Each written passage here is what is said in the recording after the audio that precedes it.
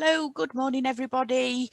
I'm Juliet Passam, Customer Relationship Manager here at My HR Toolkit, and I'd like to welcome you all to today's webinar. For those of you who are new to us here, we run an ongoing programme of webinars covering a variety of HR and business topics. Today we're looking at managing staff holidays in an ongoing pandemic. So following the presentation, which will last approximately 30 minutes, we will have time to answer some of your questions. There is a Q&A box on the Zoom menu. If you've got any questions that you'd like to ask following the presentation, if you can add your questions in there, please, that would be really helpful. But we've also got a chat, so please get involved in the chat. If you want to say hello, please pop a message in there and say hi. And also just a bit of housekeeping. I want to clarify that today's session is offering general but not legal advice and will be based on the information available as of today. So also just to let you know that we do have another webinar coming up. That's in a couple of weeks' time, and that's how to create a security conscious culture in your organisation. And what I'm going to do is I'm going to add a link to the registration page for that next webinar into the chat area. So if that's something that you'd like to get involved with, please do register. So to introduce this morning's speaker to talk to us about managing staff holidays in an ongoing pandemic, we have with us today HR expert, company culture specialist and founder of J Mann Associates, Jacqui Mann. So I'd like to say good morning to Jacqui, and Jacqui's going to share her screen and will take us through this. Thank you very much. Okay, good morning everybody. Could you let me share the screen, Juliet, please? I can, just one second. There you go. Okay. That should be working fine now. Brilliant. Okay. So good morning, everybody, and welcome to today's session about holidays. I seem to have some funny lines going up and down my computer now, so I apologise for that. Got no idea what that is. As long as I don't turn green like I did on one of them a few weeks ago, I looked like Shrek. Anyway, so my name is Jacqui Mann, as Juliet said. I provide HR outsourcing to businesses throughout the UK. We specialise in working with SMEs, and we've been using my HR toolkit now for, gosh, I think probably 12, 15 years or so, quite a long time anyway. So I wanted to talk to you about holidays. I'm just going to get my computer, doesn't seem to want me to be able to move to the next slide. Okay, so holidays. So everybody really, wants to take a holiday. We're all looking forward to getting some time that we can have away, but it's not going to be the same as it has been before. And it's going to be a while before we are going to be able to get back to some sort of normality, whatever that is going to look like. I know on the news at the weekend, they're talking about these passports and how that's going to work. So it's going to be different. But I think what we need to remember is, as an employer, you do have a duty to make sure that your employees are taking the time off for their rest. So we need to be able to look at different ways that we can do that. So, excuse me. So, the government brought in some changes. So, every employee is entitled to 28 days holiday if they're full-time, prorated if they're a part-time employee. And for the working time regulations, 4 weeks of that you are able to carry over if your contract allows you to do that. Sorry, 4 weeks. I'll start that again. You aren't allowed to carry over any of the holiday. You have to be able to take 4 weeks, and you can only carry over anything over those 4 weeks. But in March last year, the government made a change to say that you would be able to carry over 4 weeks of your holiday. So only the first 4 weeks, so 1.6 weeks is still left, and you can carry that over for the next 2 years. So we're going to talk about that a little bit later. So I hope I've made that clear, because I've probably got you a bit confused to start with. So we've been trying to look at getting our clients that we work with, because most of our clients we have are, it's a fully outsourced HR service. So we are helping them to manage their holidays. So we're trying to explain to them that they really need to be looking at managing the holiday, because if they don't manage their holiday now, if you've got people that are on furlough, when they start to return back to work, there's going to be a rush to take their leave. And also, if you are still working, once and all the way through, once holiday places start to open up, lots of people are going to want to start to take leave. And that's not great for a business, because you need to make sure that you're managing that properly, okay? And we found that some people are feeling a bit uncomfortable about managing the holidays, but you have to look at this from a business perspective. You've got to start doing something about it now. I mean, most people have got holiday years 1st of January to 31st of December. Not everyone, but a lot of people. But if that's the case, and if you're not currently having employees take holiday, you know, we're into the 4th month of the year, holiday year already. So they've already accrued a lot of holiday. So, you know, make sure that you're looking at this holiday and what people are actually accruing, because some employers forget that even though if you've got staff that are on furlough, they're still accruing their leave while they're actually off on furlough. So you've got to make sure that you're managing it. So we're going to have a look first at the rules. So let me just move my screen. So what are the rules that you need to be thinking about? So I briefly touched on, and probably got you confused, about the 4 weeks holiday that can be carried over.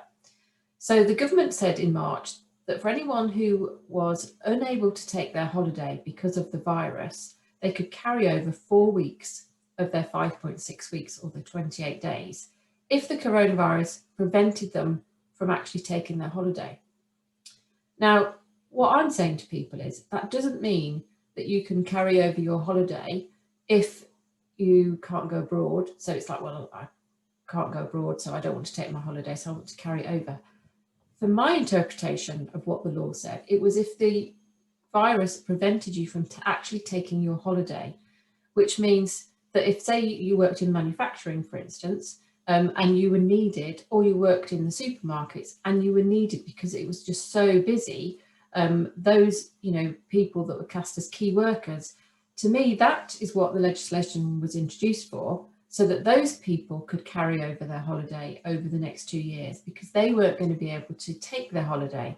It's not for anyone else who has, you know, if I use my staff, for instance, you know, we've been very busy through this time, but we've still ensured that they've taken their holiday, still ensure that they're taking their time off, because they haven't been prevented from taking it because it was absolutely so busy that we couldn't give them that time off. You know, we have a duty of care to make sure people get a rest.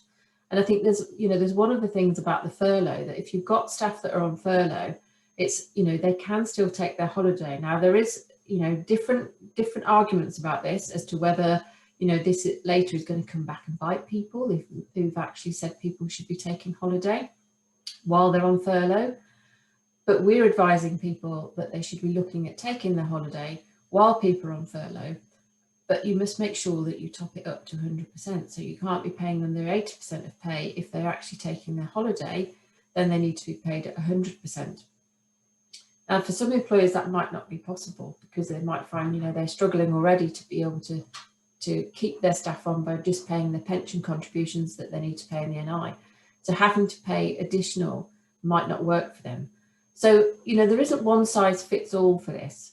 So, you know, you must be aware that, you know, what are the rules that you're going to need to be following? You know, are you going to be letting people carry over their holiday or not?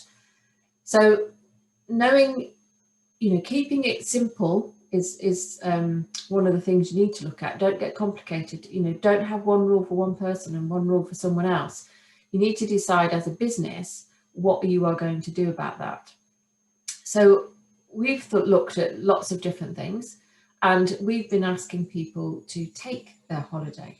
So if people are on furlough, then we've been looking at how much holiday they have accrued. So, and Toolkit is great for that, because you can run a report. So we've been running reports for our clients each month and looking at how much holiday people have accrued.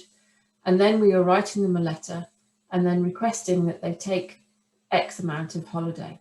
Now, legally, you have to give people twice as much notice as the amount of holiday that you want them to take. Now, you might get some employees who say, I don't want to take that, but actually you are allowed to request that people take holiday as long as you're giving them twice as much notice. So we have got a client in hospitality, for instance, who obviously haven't worked very much at all during this time. So we've been monitoring that very carefully for them. We've been asking the employees that are on furlough to take their holiday. We've been monitoring it. We've been producing monthly reports to see how much holiday people have accrued. and then requesting that they take it and paying them 100%.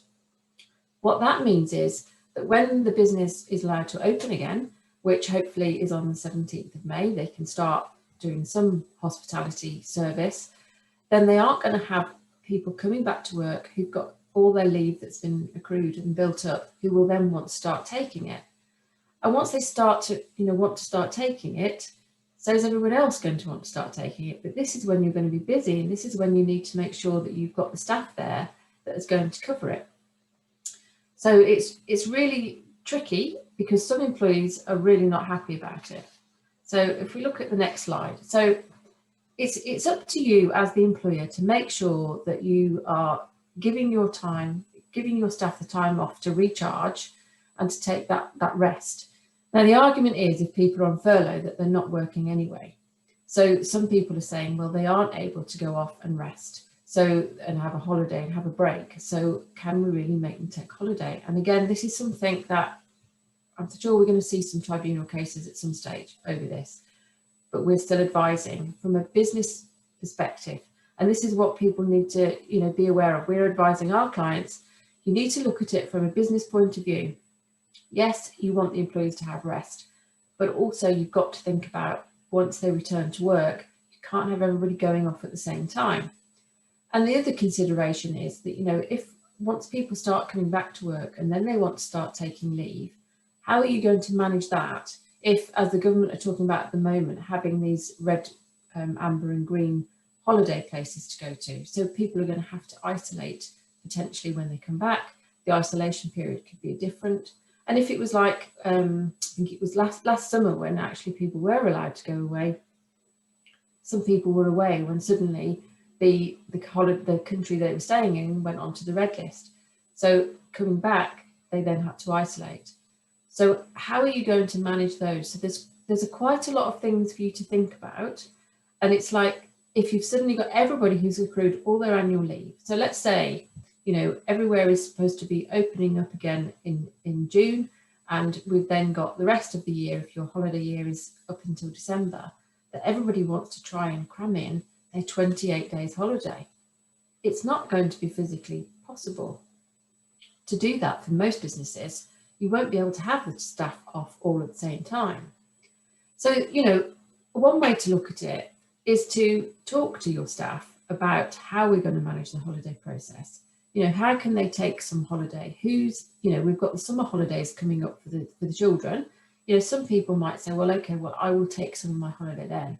I think it's one time where businesses have really got to sit down with their teams and come up with a plan of how they are going to fit their holiday in and who is going to get the time that they would like. Not everybody's going to get the time that they want, but also to take into consideration, what are you going to do if employees do want to go abroad when it's opened up and then they need to isolate? What's going to happen then? Could it be possible that they take their holiday that they've accrued and they have some more holiday when they come back that's going to cover that? So that's the other things to start thinking about. So for me, what I'm saying to people is, unless it's absolutely no alternative to let people carry over their holiday, then try to get the holiday used up. That means requesting that employees take their holiday, making sure that you are talking to them, explaining to them why you need them to do this, but you do need to give them twice as much notice. So the reason for that is my concern for business owners is that if you don't do it and you let employees carry over the holiday, and then so they're saying next year they've not had their holiday, so they're carrying over 4 weeks, and then they decide that actually they're going to go for another job and they resign. You are then going to have to pay them the holiday they've accrued for next year plus the 4 weeks holiday that they didn't take this year. So it could be very expensive. And if you don't have a clause in your contract that says that you can ask them to take holiday while they're on notice, then it's going to be really expensive. So I'm not advising people to do it unless it's absolutely necessary that you carry over that 4 weeks. So we're looking at, talking to people. And yes, there are going to be some employees that aren't happy. We've struggled with some of our clients. Some of the employees are not happy. But actually, at the end of the day, you have the right as an employer to actually request that they do take this holiday. So, you know, by getting people to understand it, you know, because a lot of employees are saying to us, but I can't go anywhere, I can't go abroad, that's why I can't go on my holiday. And we know that, but actually neither can anyone else. So it's about being fair to everybody. And I think if you've had people, like we've got some clients in manufacturing, if you've had people who've been working all through that time, then, you know, they look at giving them priority when they want to take their leave over people that have been on furlough. It's going to create, you know, some tensions between some people, but trying to, you know, speaking to people, talking about what you can do, how you can, you know, get around this the best way. I mean, we found the people in hospitality have been fine about taking their holiday, most of them. There has been some other people that have been a bit difficult, but people will get used to it. They've been, you know, looking at the holiday, taking what has been accrued for that month, but I say as long as you're topping it up to that 100%. So I think, you know, for me, that's the advice is, you know, talk to your employees, start requesting. You know, I had somebody speak to me the other day who, you know, their holiday was the 31st of March, their 1st of April to 31st of March. And they came to talk to us in March to say, well, none of our employees have taken any holiday at all. And also, you know, there's a lot of people don't understand that you can't pay for that holiday. You know, it's not, you can only pay for holiday that's not been taken when somebody leaves. So that's not something you can be saying, well, we'll pay you. I did hear somebody the other day said, oh, that's what's happening with our company. They've just said they'll pay us for all that holiday. Well, that's illegal. So you can't pay for people's holiday if they've not taken it. And potentially you could get fined for not making sure that people are taking their time off. So there is a lot of things to think about. And it's, you know, managing that time. And I suppose in a way we find that, you know, in a normal year when people can take holiday whenever they like, we normally get a mad rush at the end of that holiday year to say, oh, there's people have still got all this holiday and haven't taken it. And it's, you know, it's up to you to manage that. You know, it's up to the managers to be managing it and to make sure, if you're the HR person, making sure that you're looking at what holidays accrued and not saying at the end of the year, oh my goodness, this person's still got 20 days left. You know, you can't give them twice the notice to take that. So you aren't going to have any alternative but to actually carry over that holiday for that person. If you are going to start carrying over the holiday, what the government has said is that you can carry over the 4 weeks over the next 2 years.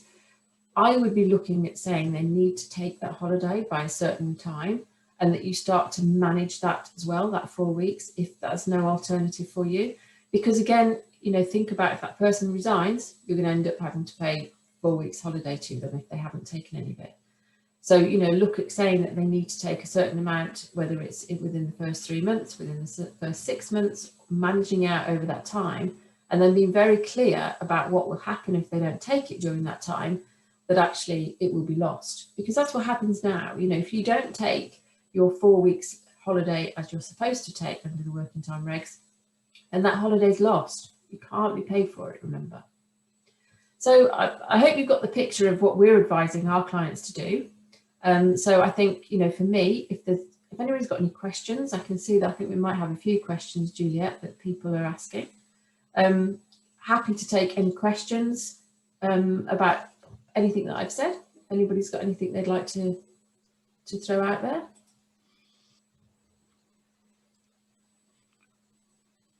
Okay, so I can see. Thank you very much. Thanks for that, Jacqui. Yeah, there's a couple of questions that are in there. So if anybody else has any that they would like to add in, please do feel free to pop any questions in the Q&A session for us. So just to go through those questions with you. We've got one question here from Maggie. Can you offer a buyback of holidays? And if so, is there a limit? You can offer a buyback if you're giving more than the statutory entitlement. So you can offer the buyback then. However, you would need to have something in place previous. So if you just started to introduce it now, depending on the type of company that you've got, whether you've got any unions or whether you've got any work councils or anything like that, if you've got those people, you'd have to pass that through them as well to make sure that they were happy with it. But if you're giving over and above what's actually required. So if you're giving over and above the 4 weeks or the 5.6 weeks, then you can be looking at a buyback, but they can only buy back over their actual entitlement. So they must make sure that they're taking their actual entitlement. Okay, thanks for that. And then the other question that we have is for phased return to work from long-term sickness absence, can staff use some of their holiday entitlement to work shorter days and or shorter weeks? Sorry, say that again, Juliet. For phased return to work from long-term sickness absence, can staff use some of their holiday entitlement to work shorter days and or shorter weeks? I don't see why they can't, as long as they're happy to do that, if they want to use some of their holiday entitlement. So yeah, they could do. I can't see any problem with that. I suppose if they're going to be working so many days and then they're taking holiday the rest of the time, there's no real difference to just taking holiday and coming back to work, you know, being at work, say 2 days and then having holiday for the rest of the time. If that's the question. The only time it could get complicated is if that person was still on sick and is coming back, because you can't claim a statutory payment as well as a payment. Okay. Thank you very much, Jackie. So a couple more questions just dropped in here. So from Joanne, we have asked our employees to submit their holidays and explained that we need to take what is possible. Some are still reluctant to request holidays. So can we tell staff that they are having certain days off as holiday? Yes, absolutely, you can. So when I said to you, you can ask staff, request that they're taking holiday. You send them a letter and say, you know, we require you to take your leave, and these are the dates that we need you to be taken. So make sure you do actually state the dates that you want them to take. So, you know, if you want someone to take 5 days off, then you need to give them 10 days notice of that and say 10 days prior, so work it out on the calendar. So we're giving you 10 days notice that you will be taking 5 days off, and these are the dates that you'll be on holiday. Then put them onto their holiday calendar, and those are the dates that they can take. They might not be happy about it, you know, some people aren't, but unfortunately we're in a strange world at the moment, and it's, you know, it needs to happen. So if these people are working full time, then obviously they just get paid their normal pay, but if they were furloughed, then they would need to get topped up to 100% for those 5 days that you're asking, or any holiday you're requesting them to take. Okay, thank you very much, Jackie. Now there's a question from Stuart here. I'm not quite sure I understand it, so I'll ask the question, Jackie. I'll see if you can understand it. So it says, any general plans for phased returns for all staff? Also, any back to work surveys for creating our own phased return plans? No, I'm not quite sure I understand the question either. Stuart, are you able to drop us a little? Give you a couple of seconds to see if you can expand on your question a little bit for us. So does anybody else have any other questions, or just wait to see if Stuart expands on his a little bit? Phased returns. I'm not quite sure. I mean, if you wanting to phase return your staff back to work, that's, you know, that's something you can discuss with people, and about, you know, bringing them back if they're off on furlough. I mean, but then it's like flexi furlough. So I'm not quite sure I understand the question. Yeah, Stuart has just expanded a little bit. He says, our staff are all working from home about staggering the return and trying to make a plan for returning them all in stages. Right, okay. Oh, I mean, yeah, that's fine. I mean, I think the best thing to do there would be to explain to all of the staff that, you know, you are wanting people to come back. Some people might be, you know, chomping at the bit to get back to work, and not everybody wants to be at home, but some people, you know, won't be. So yeah, talk to people about it as to what you want to do about that staggered return, and then if you're reaching some people that say no, I don't want to do that, then it's down to you then to start managing that process. Because if they're all on furlough, which I'm assuming they perhaps are, or they're just working They might just be working from home. They might not necessarily be furloughed. But yeah, it's about, you know, asking people who would like to come back, this is what we're looking at. And then if people refuse, then it's a case of, well, this is when you're coming back, back into the office. A lot of people still want to stay working from home. I think we are going to see a lot more flexible working requests for people. And there's also a lot of talk about, you know, hybrid working now. So it'll be a little bit of working from home and a little bit of working from the office. I think what people really need to think about is, you know, if you are going to make changes to people's terms and conditions. So, you know, when COVID happened, you know, and everybody was asked to work from home, that was what people did. They worked from home. Nobody's terms and conditions changed. You know, you were still, your place of work is still your place of work, your office or wherever. But if actually this is now going to become a permanent change and people are going to be working from home, or they're going to be doing so many days at home, so many days in the office, then I'd recommend you really start looking at changing the terms and conditions for that person now, making this really formal rather than just loose as it is at the moment, where everybody was told you need to work from home.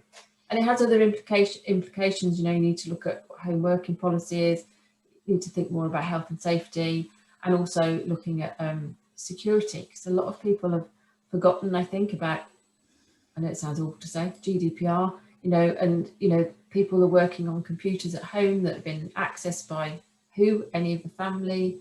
You know, there's lots of things to consider if you are going to make those changes permanently to people working from home or hybrid working.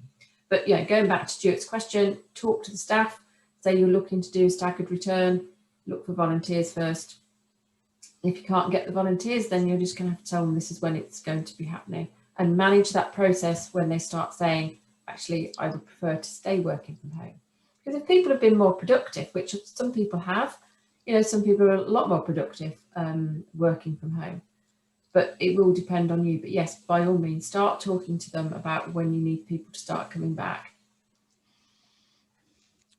Okay, thank you very much, Jacqui. And looks like just one further question from Laurie.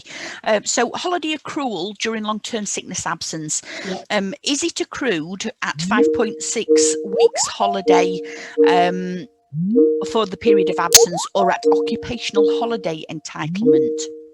Well, it would depend what's in your contracts, to be honest.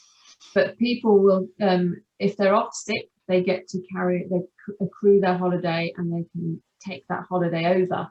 But without seeing that their contract, I wouldn't like to advise on whether it is the 4 weeks or it's the 5.6 weeks that they're going to take, because it's different contracts. So, because when it says occupational holiday entitlement, that sounds to me as though that they've actually got some additional holiday that they could be taking. Sorry, my printer's just suddenly come into action. I'm not quite sure why. I haven't pressed anything. It's a bit distracting. Sorry, did I answer that question there when my printer came on? Yeah, I think so. Laurie added to hers that their concern is that someone who is off for, say, 4 months at the beginning of the leave year might be required to take their full amount by the end of the leave year, whereas someone who is off for the same length of time at the end of the leave year might be able to carry forward the full amount. Right, let me just look at that. So, if this person's off sick, I mean, if someone's off sick, they're allowed to carry over their holiday anyway, no matter what the government has said about the changes. So if someone is off sick, they are entitled to carry over their holiday, the same as when people are on maternity, they get to carry that over. It's off, say, 4 months through the leave year, and then take. I mean, you can also, if someone is on long-term sick, what we've done sometimes in the past as well, is that people will take some of their holiday, because if they're only receiving statutory sick pay, they might want to take some holiday. Now, there's nothing to say that you can't go on holiday when you're off sick. You know, sometimes depending on what that person's off sick for, it's recommended that they take a holiday by their GP. So you could stop the sick note for, ask the doctor, you know, we don't want a fit note for the next week, and then we're going to take 2 weeks holiday where that person will get full pay. So that is something you could discuss with people who are off sick as well. we've done that in the past where people actually would really appreciate having the full pay during that time. So they're taking that sick time. So that might help as well. Okay. Thank you very much, Jacqui. And it looks like the final question. So with hybrid working, does there need to be a lone working health and safety policy and processes for those working at home? I would say yes. I would say yes, that you know, if someone is going to be working from home permanently, if this is the new term and conditions, then I would say you need to definitely look at all of those things. It doesn't mean you've got to go over the top with it, and it will depend on what type of business that you're in. But, you know, making sure you've got some health and safety in place. I think, you know, we are starting to see a few claims coming through now for people who are saying that, you know, their back's hurting because they've been sitting on their kitchen chair for, you know, the last 12 months. So if you are going to be having people who are going to work from home, it's making sure that they have a place that they can work from home. It's not just, you know, sitting at the kitchen table or just sitting in the lounge. You know, they need to have a proper workstation, something that is fit for purpose. So your health and safety will definitely come into it from there. And your lone working, that's going to depend really on what type of role it is. If they're just going to be working on the home and they're in the home, then I think you're probably okay. But if they are going to be having people with them that are coming in to see them, then that you might want to think about the lone working. You might need it. Again, it will depend on what type of business you've got. I'm not one for saying yes, you have to have all these policies if they're not needed. So it's just make sure you've got what you do need for that specific situation. Thank you very much, Jacqui. I think we've come to the end of the questions now, unless anybody's got any quick questions that they want to pop in. But otherwise, what I'm going to do is I'm going to thank Jacqui very much for her time today, for going through and helping us with all these questions and her expertise and information. And just to remind you all that the next upcoming webinar is around how to create a security conscious culture in your organisation, and that's on Wednesday the 21st of April at 10 AM. And I'm just going to pop in a link to that next webinar in there, so if you'd like to join and register for that webinar, that will be the way to do it. So we'll also be sending out a follow-up email including a full recording of today and a reminder of our future webinar dates. So it'd be great to see everybody at the next webinar, and I'd like to thank you all very much, and I hope you all have a very great day. Thank you very much, everybody.